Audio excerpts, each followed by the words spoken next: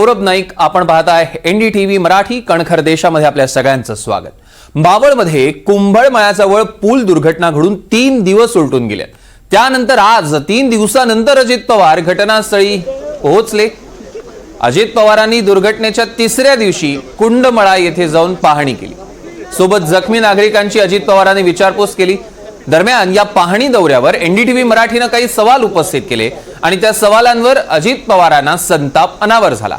कुंडमळ्यात दुर्घटनास्थळी बचाव कार्य सुरू होतं. कोसळलेल्या पुलावरनं अनेक सवाल उपस्थित केले जात होते. मात्र अजित पवार या काळामध्ये माळेगाव साखर कारखान्याच्या निवडणुकीत व्यस्त असल्याचं बघायला मिळालं. म्हणूनच एनडीटीव्ही मराठीनं 3 दिवसानंतर पाहणी दौरा का असा सवाल अजित पवारांना केला. त्यावर अजित पवार चांगलेच संतापलेत. अजित पवारांच्या या पाहणी दौऱ्यामध्ये नेमकं काय घडलेलं आहे एकदा बघूया. घटना कधी घडली,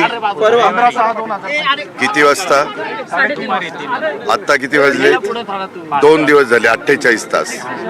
मी ज्यावेळेस घटना घडली त्यावेळेस सुनील शेळके, मला दुर्दैव आहे, तुम्हा लोकांना काम करणाऱ्यामध्ये इंटरेस्ट नाहीये.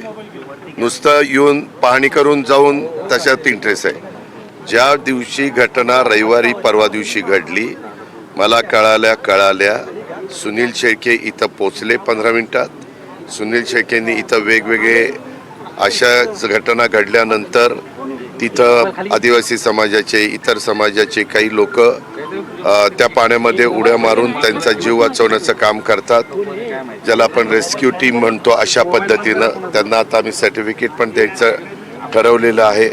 त्याची आपत्ती व्यवस्थापनाच्या टीममध्ये आम्ही नोंद पण करून घेणार आहे.